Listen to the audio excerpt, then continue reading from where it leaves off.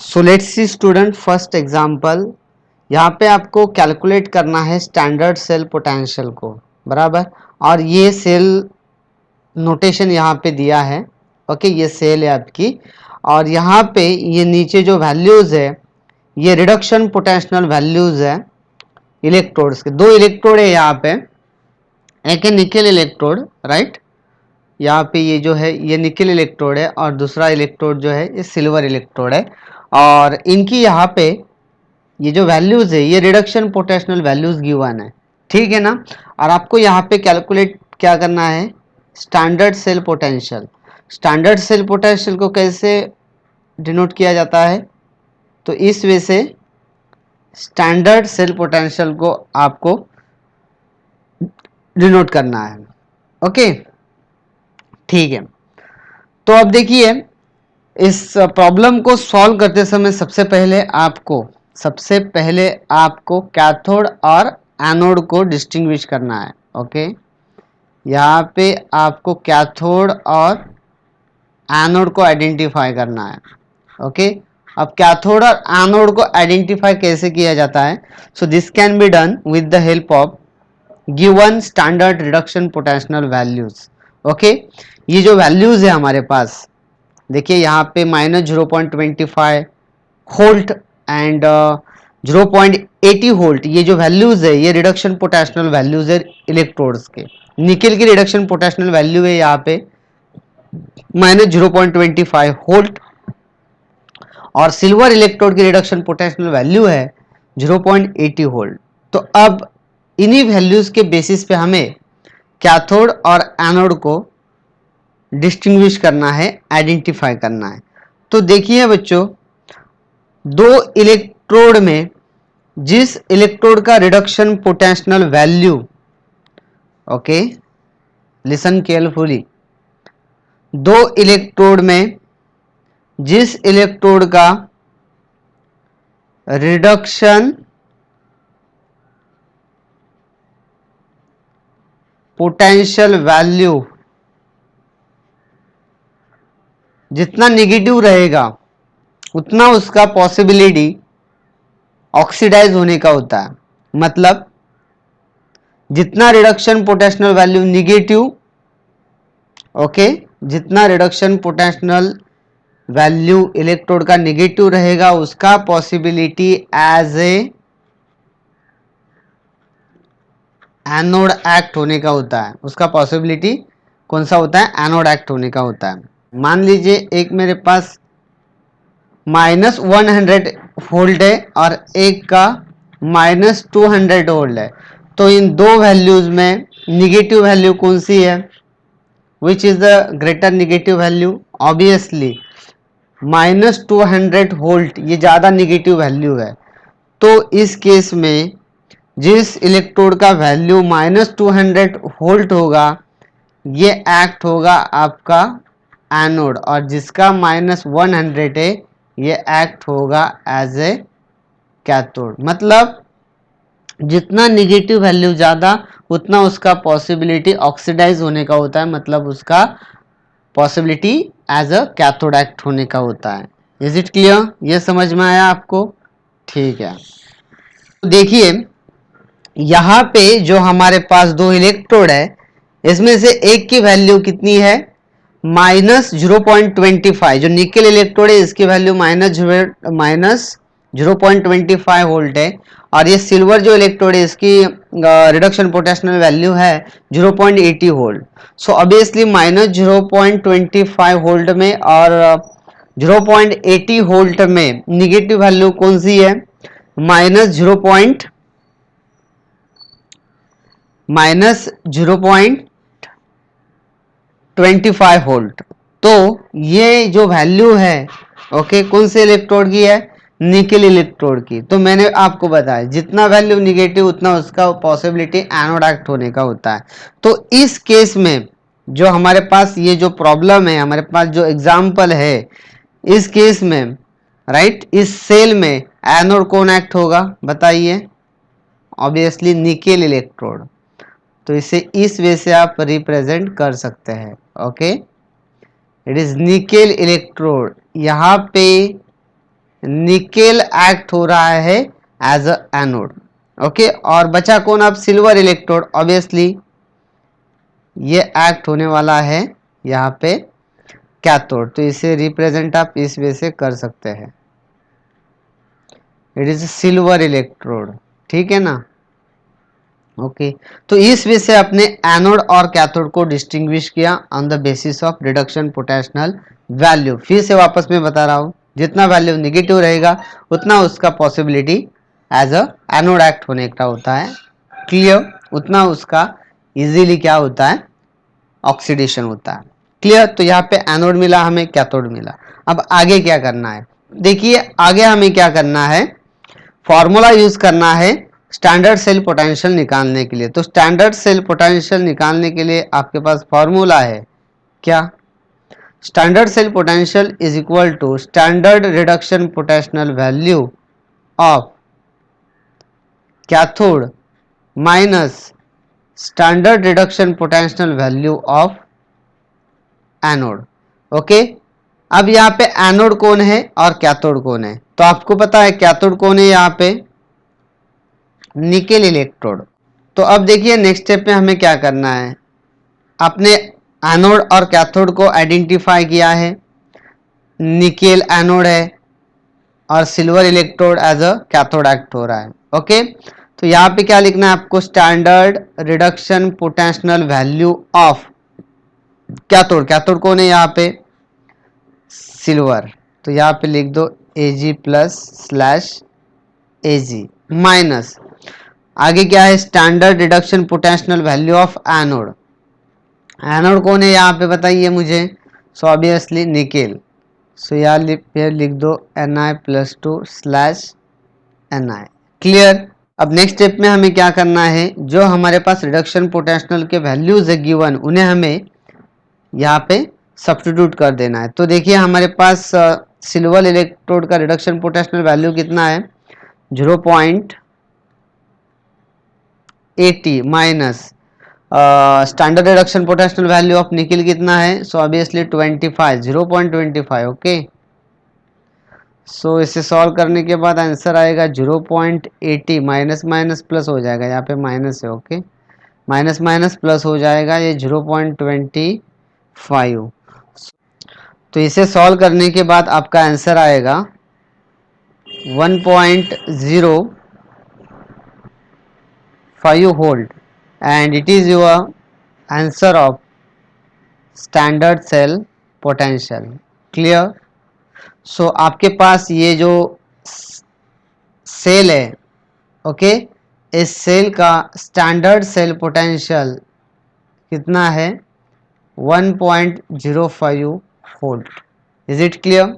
तो इस वे से आपको स्टैंडर्ड सेल पोटेंशियल निकालना है। सबसे पहले आपको क्या आइडेंटिफाई करना है? कैथोड को और एनोड को। सो this can be done with the help of standard reduction potential value. जितना वैल्यू निगेटिव रहेगा, okay, standard reduction potential value जितना क्या रहेगा? निगेटिव में रहेगा, उतना उसका पॉसिबिलिटी, ग्रेटर पॉसिबिलिटी कौन सा रहता है? ऑक्सीडाइज होने का। ओके, आई मीन ये एनोड एक्ट होने का पॉसिबिलिटी ज़्यादा होता है। Is it clear? इसी का लिए एक सेंटेंस को आपको याद रखना है, ऑटोमेटिकली आप कैथोड को भी क्या कर सकते हैं? आइडेंटिफाई कर सकते हैं। ठीक है? Okay, thank you. Okay students, now let's see example number second. तो इस एग्जांपल नंबर सेकंड में यहाँ पे सेल नोटेशन दिया है। ओके, और इस सेल में दो इलेक्ट्रोड्स यूज किए गए हैं, एक है कॉपर इलेक्ट्रोड और दूसरा है सिल्वर इलेक्ट्रोड, और इनका यहाँ पे स्टैंडर्ड रिडक्शन पोटेंशियल वैल्यू भी गिवन है। कॉपर का स्टैंडर्ड रिडक्शन पोटेंशियल वैल्यू है प्लस 0.34 वोल्ट और सिल्वर का स्टैंडर्ड रिडक्शन पोटेंशियल वैल्यू है प्लस 0.80 वोल्ट। ओके, और इसी इंफॉर्मेशन के बेसिस पे हमें यहाँ पे क्या आइडेंटिफाई करना है? कैथोड और एनोड को, उसके साथ इलेक्ट्रोड्स पे जो रिएक्शंस होते हैं इन्हें भी हमें यहाँ पे मेंशन करना है, और उसके साथ स्टैंडर्ड सेल पोटेंशियल को भी यहाँ पे हमें कैलकुलेट करना है। So students, let's see first how to identify anode and cathode. सबसे पहले देखते हैं एनोड और कैथोड को कैसे आइडेंटिफाई किया जाए। ओके सो बच्चों, this can be done with the help of standard reduction potential value. Okay, ये स्टैंडर्ड रिडक्शन पोटेंशियल वैल्यू के बेसिस पे होता है। हमारे पास दो इलेक्ट्रोड्स है, एक है सिल्वर इलेक्ट्रोड जिसका स्टैंडर्ड रिडक्शन पोटेंशियल वैल्यू हमारे पास गिवन है, इट इज प्लस 0.34 वोल्ट। और दूसरा इलेक्ट्रोड है सिल्वर इलेक्ट्रोड, इसका भी हमारे पास standard reduction potential value given है एंड इट इज 0.80 वोल्ट। तो देखिए बच्चों, इनमें से एनोड कौन है और कैथोड कौन है, ये कैसे आइडेंटिफाई किया जाए। So this can be done with the help of standard reduction potential value. जिसका standard reduction potential value lower है, ओके जिसका स्टैंडर्ड रिडक्शन पोटेंशियल वैल्यू क्या रहेगा, कम रहेगा, it is become act as anode. तो आप ही मुझे बताइए, प्लस 0.34 और प्लस 0.80 वोल्ट में lower standard reduction potential value कौन सा है।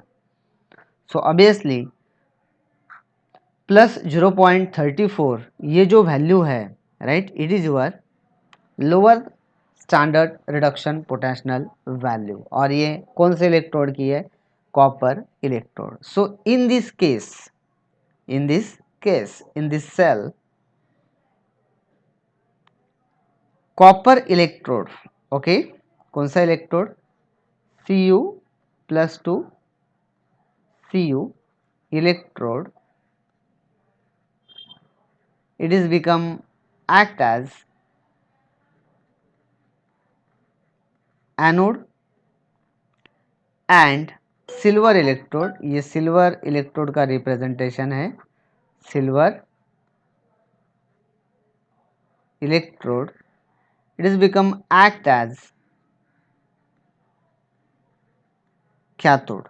तो बच्चों इस वे से आपको एनोड और कैथोड को क्या करना है, आइडेंटिफाई करना है।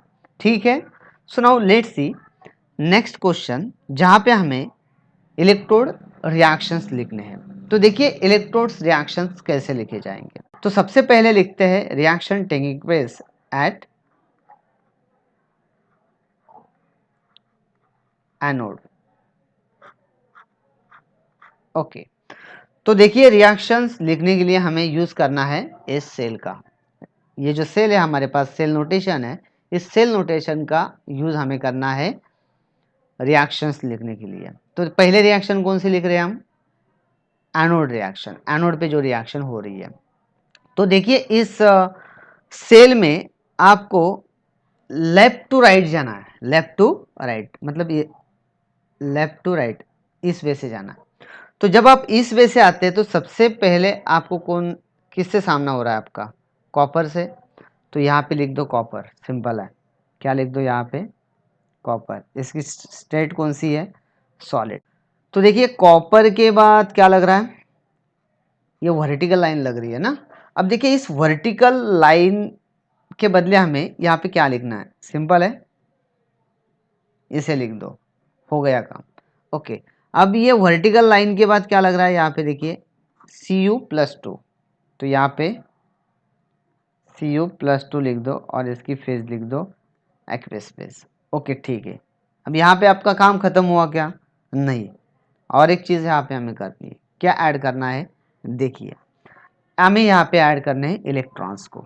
तो देखिए यहाँ पे एनोडिक रिएक्शन के बारे में बात कर रहे हैं हम, तो ऑब्वियसली एनोड पे इलेक्ट्रॉन्स क्या होते हैं, लॉस होता है, loss of electron is take place at anode.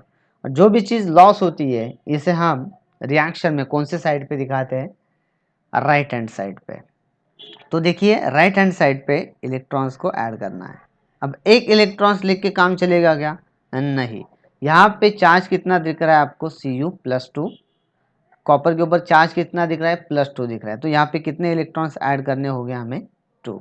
तो ये हो गई एनोडिक रिएक्शन, जो रिएक्शन एनोड पे हो रही है। Okay, it is about anode.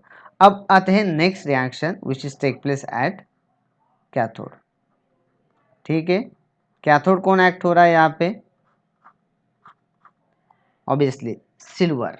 Okay, अब देखिए जब आप Cu+2 के बाद आगे जाते हैं, इस डबल वर्टिकल लाइन को छोड़ दो। ओके, तो इस डबल वर्टिकल लाइन के बाद सबसे पहले आपको कौन मिला? Silver, Ag+। तो यहाँ पे लिख दो Ag+। ठीक है, इसकी फेस कौन सी है? एक्वस। Ag+ के बाद क्या लगा? Vertical line. तो आपको पता है वर्टिकल लाइन की जगह आपको क्या लिखना है? इसे लिखना। वर्टिकल लाइन के बाद क्या लगा? सिल्वर। तो यहाँ पे क्या लिख दो? सिल्वर। इसका फेस कौन सा है? सॉलिड। ओके, अब क्या करना है? हमें इलेक्ट्रॉन्स को ऐड करना है। तो ऑब्वियसली कैथोड पे क्या होता है? कैथोड पे क्या होता है? रिडक्शन। रिडक्शन मतलब गेन ऑफ इलेक्ट्रॉन। जो भी चीज़ गेन होती है रिएक्शन में, उसे कहाँ पे लिखते हैं आप? लेफ्ट हैंड साइड पे। तो लेफ्ट हैंड साइड पे इलेक्ट्रॉन मुझे ऐड करना है। तो एक ही इलेक्ट्रॉन मैंने यहाँ पे ऐड कर दिया, क्योंकि यहाँ पे सिल्वर पे एक ही प्लस चार्ज है। अगर आपको ओवरऑल रिएक्शन लिखनी है तो जितने इलेक्ट्रॉन्स एनोड पे लॉस हो रहे हैं ना, उतने ही इलेक्ट्रॉन्स कहाँ पे होने चाहिए? कैथोड पे होने चाहिए, बराबर। तो इसे बैलेंस करने के लिए आपको ये जो कैथोडिक इक्वेशन दिख रहा है ना, ये वाला इक्वेशन, इसे 2 से मल्टीप्लाई करना होगा। तो कर देते हैं 2 से मल्टीप्लाई। 2 से मल्टीप्लाई करने के बाद यहाँ पे आएगा 2Ag+, यहाँ पे 2 इलेक्ट्रॉन्स और यहाँ पे 2Ag। अब देखिए इलेक्ट्रॉन्स यहाँ पे बैलेंस हो गए। तो इस वजह से आपको एनोड पे और कैथोड पे होने वाले रिएक्शंस को लिखना है with the help of given cell notation. कैसे जाना है? लेफ्ट टू और राइट। कैसे जाना है आपको? लेफ्ट टू राइट जाना है, ठीक है। Okay, now let's see last सब क्वेश्चन, जहां पे हमें स्टैंडर्ड सेल पोटेंशियल को कैलकुलेट करना है। तो देखिए स्टैंडर्ड सेल पोटेंशियल निकालने के लिए हमारे पास फॉर्मूला है, standard cell potential is equal to standard reduction potential value of cathode minus standard reduction potential value of anode. Okay, अब यहाँ पे कैथोड कौन है और एनोड कौन है? तो आपको पता है कैथोड कौन है यहाँ पे? सिल्वर, राइट ना। तो यहाँ पे लिख दो standard reduction potential value of cathode. तो इस वजह से कैथोड का रिप्रेजेंटेशन करना है, सिल्वर है ना अपना कैथोड यहाँ पे, minus standard reduction potential value of anode. Anode कौन है यहाँ पे? कॉपर। ये कॉपर का रिप्रेजेंटेशन Cu। ओके, तो अभी मुझे बताइए standard reduction potential value of silver electrode कितना है? Plus 0.80 minus standard reduction potential value of copper electrode कितना है? तो ये है प्लस 0.34, राइट ना। तो अगर आप इसे सॉल्व करते हैं तो आपका आंसर आएगा ऑब्वियसली यहाँ पे 0.46 volt. Okay, so it is your standard cell potential. तो ये जो हमारे पास ये जो सेल है, ओके, जो कॉपर और सिल्वर इलेक्ट्रोड से बनी है, इसका सेल पोटेंशियल कितना है? It's a cell standard cell potential. Okay, standard cell potential कितना है? 0.46 वोल्ट है, ठीक है। तो इस वजह से आपको प्रॉब्लम्स को सॉल्व करना है। Okay, thank you very much watching for my video.